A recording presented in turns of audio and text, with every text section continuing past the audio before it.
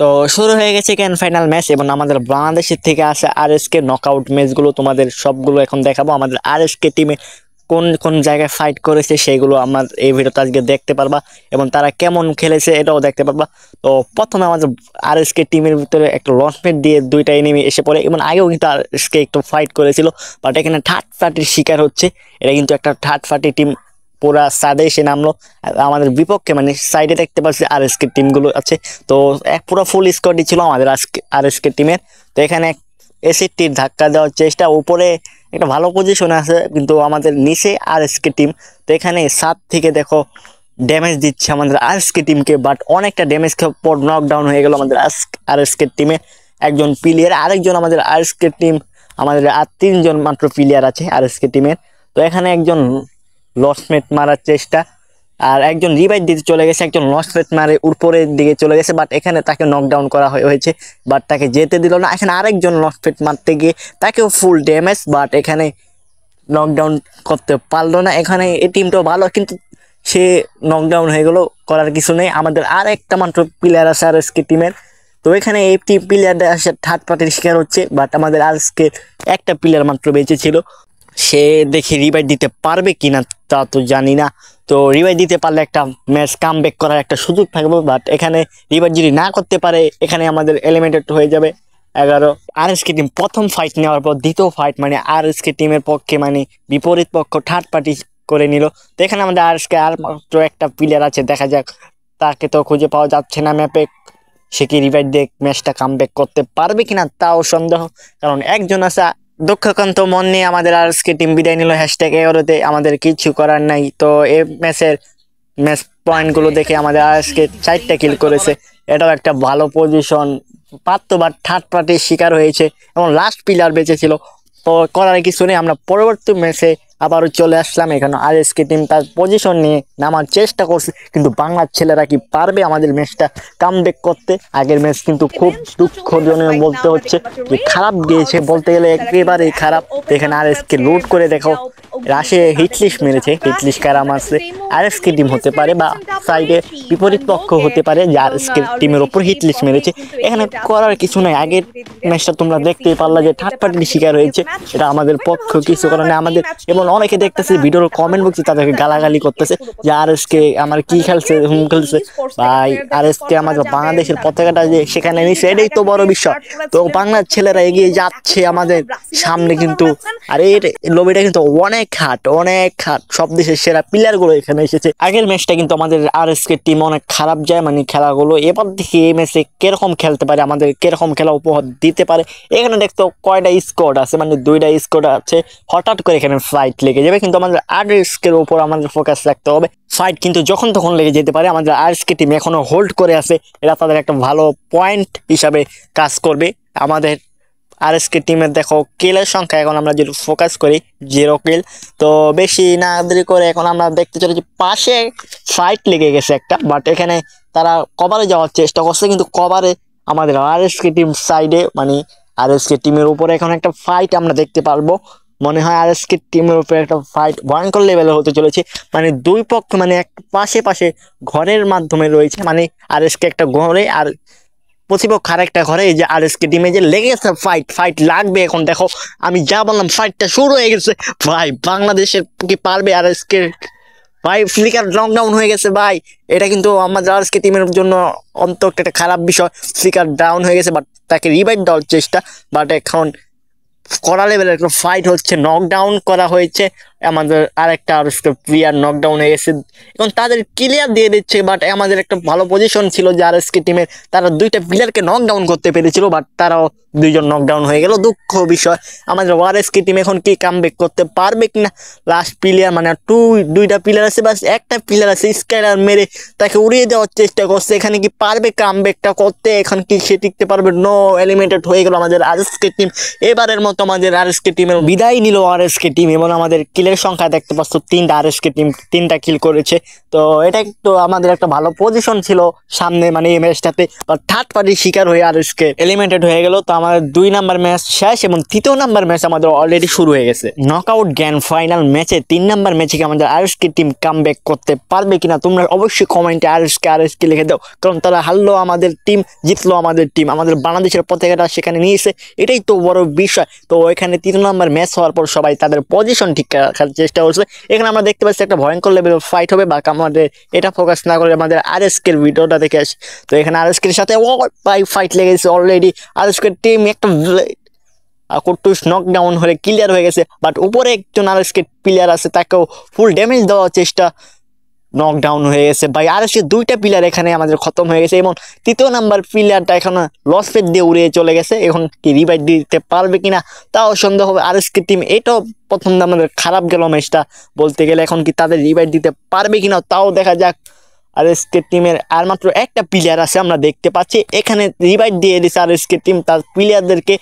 এটা আমাদের একটা ভালো একটা পজিশন বলতে গেলে, তার টিমমেটকে রিভাইভ দিয়ে দিছে। তো এখানে উপরেই কিন্তু একটা স্কোয়াড, বাট আরএসকে কি দেখে ফেলবে, দেখে ফেললে তাদেরকে আর জোনে ঢুকতে দেওয়া হবে না, এলিমিনেট করা দেওয়া হবে। সেখানে আমাদের আরএসকে টিমকে সেখানে জোনে ঢুকতে পারবে কিনা তাও দেখা যাবে। তো তাদের পাশে কিন্তু একটা স্কোয়াড আমরা ইতিমধ্যে দেখতে পাচ্ছি। আরএসকে কিন্তু একটু ভিতরের সাইডে আছে, জোনের ভিতর বাইরে আছে। আরএসকে টিমের সাথে সম্মুখীন হলে একটা করা লেভেল একটা ফাইট হবে, বাট এখানে আমরা একটু ড্রোন দিয়ে দেখতে পাচ্ছি এখানে কতগুলো স্কোয়াড আছে, পাশাপাশি অনেকগুলো একটা ফাইটের আয়োজন হবে। আমরা দেখতে পাচ্ছি একটা কড়া লেভেলের ফাইট হবে, কিন্তু আমাদের ফোকাস আরএসকে টিমের উপর।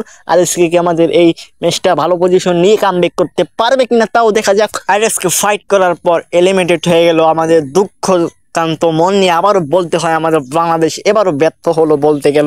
এই ম্যাচটাও খারাপ গেল আমাদের। আরএসকে এলিমিনেটেড হয়ে আমাদের #10-এ বিদায় নিল আমাদের আরএসকে টিম। এবার কি একটা ভালো পজিশন ছিল, বাট এখানে পয়েন্টের দিকে আমরা একটু লক্ষ্য করলে দেখতে পাচ্ছি আমাদের আরএসকে 0 কিল করেছে এবং তাদের পয়েন্টগুলো একটু খারাপ। তো আমাদের এখন 4 নাম্বার ম্যাচে একটু ফোকাস করে দেই, কারণ বারমুডা ম্যাপে আমাদের 4 নাম্বার ম্যাচটা। তো এখানে সবাই ভালো পজিশন নিয়ে নামার চেষ্টা করছে। আমাদের আরএসকে টিম কিন্তু অলরেডি নেমে গেছে তাদের ভালো একটা পজিশন ধরে রাখার জন্য। আগেরবারে কিন্তু আমাদের ভিডিওটা দেখতে পেলাম না যে কিভাবে আরএসকে মারা খেলো, তো সেখানে কাস্টারদের ভুল না, তাদের ফাইট তো দেখাবেই। কিন্তু এখানে আমরা আরএসকে ফাইটগুলো দেখতে পাচ্ছি। এখানে দেখো আরএসকে এখানে একটা ফাইট হবে, কলা লেভেলের ফাইট লেগেও গেছে অলরেডি, আমরা দেখতে পাচ্ছি। আরএসকে এবার কামব্যাক করতে পারবে কিনা তাও সন্দেহ। আগামী 3টা মানে গত 3টা ম্যাচ আমাদের খারাপ করে এই ম্যাচটাকে আমাদের আরএসকে টিম ভালো করতে পারবে কিনা তাও সন্দেহ।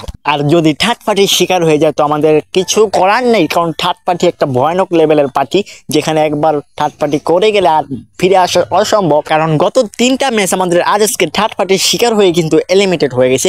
এবার কি ফাইটে লাগবে কিনা তাও সন্দেহ।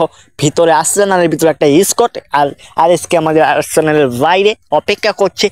হঠাৎ পিলে একটা হঠাৎ আবহাওয়ার মাধ্যমে, হঠাৎ একটা ঝড়ের মাধ্যমে এখানে ফাইট লেগে যেতে পারে। আমাদের ওয়ারেসকেও দেখতে পাচ্ছি এখন ভালো পজিশন, এবং ফাইট লেগে যাবে আমাদের এখানে জোনের ভিতরে।